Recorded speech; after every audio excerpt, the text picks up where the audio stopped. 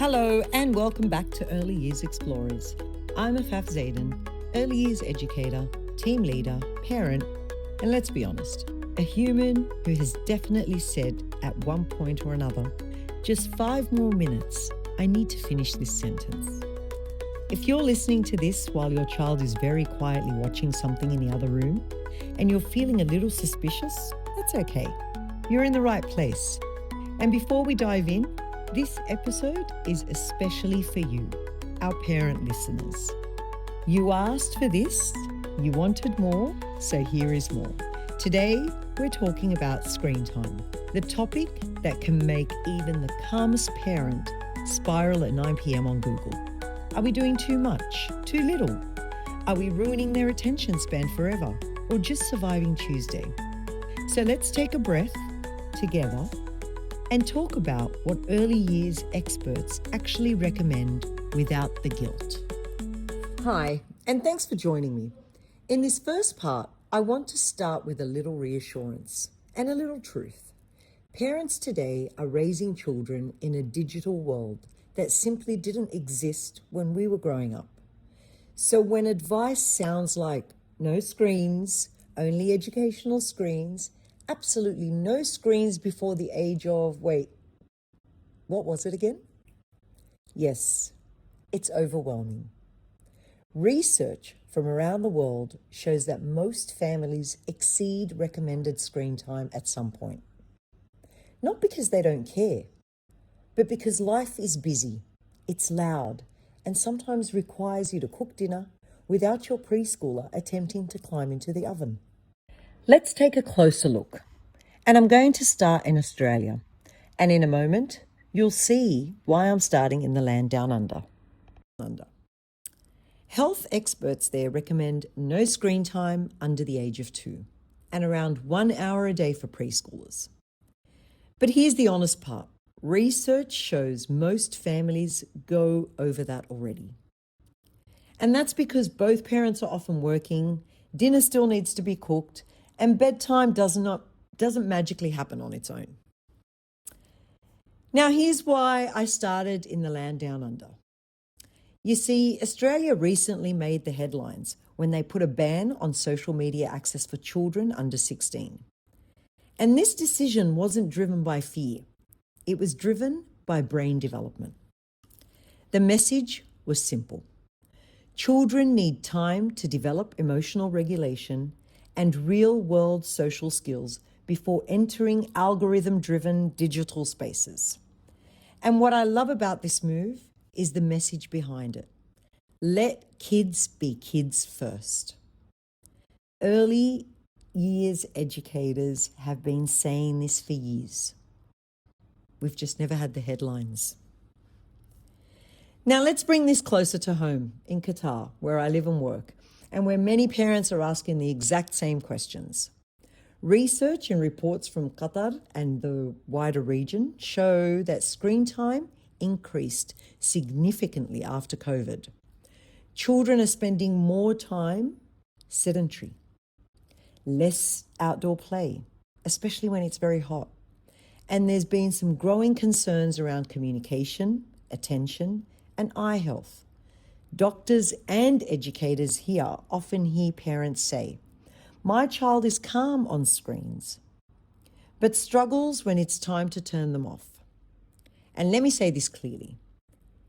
That is not a parenting failure. That's how screens are designed. What matters most in Qatar, just like everywhere else, is balance. Balancing screens with movement, with conversation, with real hands-on play. Because in the early years, children learn best through their bodies, their senses, and their relationships, not with their thumbs. And finally, let's take a quick dive into the UK. The UK takes a very child development focused approach. Health experts and early years specialists strongly emphasize that screens should never replace play, talk, or interaction, especially in the early years. UK research links excessive screen time in young children to delayed language development, difficulties with attention, and fewer opportunities for social interaction. But what I really love about the UK's approach is this. They don't just focus on how long children are on screens, but on what screens are replacing. So the question becomes, is this screen replacing play or supporting learning? And that is a powerful shift. Now, in this next part, I'm going to put my teacher hat on for a moment. And here's something I think parents will find reassuring. In early years classrooms, both here in Qatar and around the world, we're actually moving away from passive technology. Not because technology is bad, but because it shouldn't be the default. In early years settings, screens are now used as a source of information, to document learning, to support inquiry, not as entertainment, because blocks still beat tablets, mud kitchens still beat apps, and no screen can replace a child negotiating whose turn it is or learning patience while waiting for their turn on the bikes, which, in all honesty, is a life skill in itself. So what do all these countries actually agree on? Here's the common ground. Screens aren't the enemy. Passive, excessive screen use can and does cause problems. Young children learn best through play, movement, and connection. Adults matter more than algorithms. And here's my favorite takeaway of it all. No country is saying parents must be perfect. They're saying children need balance. And balance looks different in every home on every day, especially when the messy, tired, what's for dinner kind of days happen. Now, here's some parenting questions that I want to share with you. These are real questions that I've heard from parents all the time. One parent said, I give my child the iPad while I'm having coffee or chatting with friends, and then I feel guilty the entire time. So let me just say this clearly and with love. If that screen gave you a few peaceful minutes to enjoy a conversation, scroll your phone, or actually sip your coffee while it's still hot, then it did its job.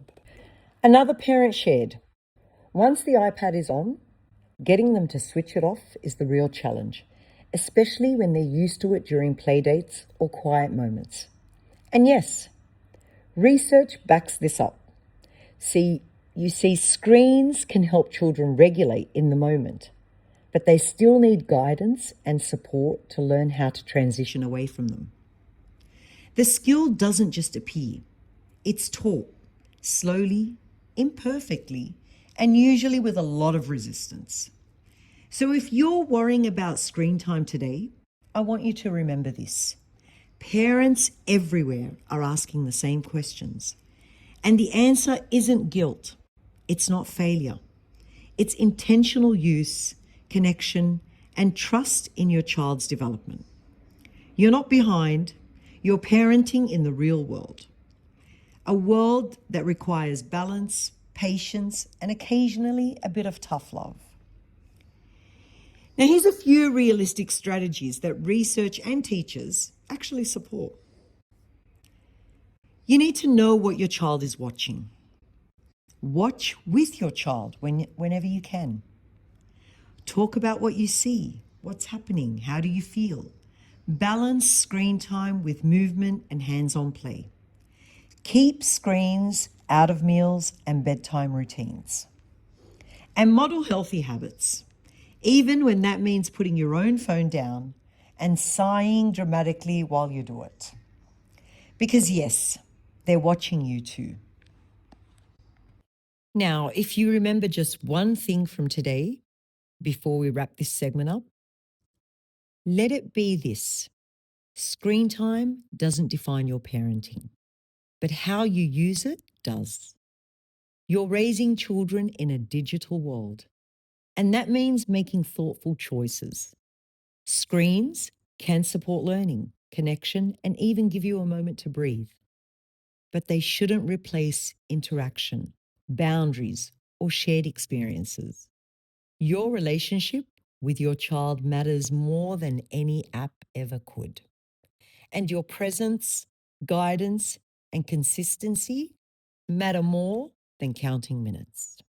Thank you for joining me on this episode of Early Years Explorers. If today's episode made you nod along, rethink your relationship with the iPad, or feel just a little less guilty about that coffee break, then we're almost done here. Remember, it's never about the exact number of minutes on a screen. It's about how screens fit into a day full of play, conversation, connection, and the occasional just one more episode. Until next time, keep choosing balance, keep trusting your instincts, and keep parenting in the real world, where the screens turn off eventually and the snacks are always negotiable.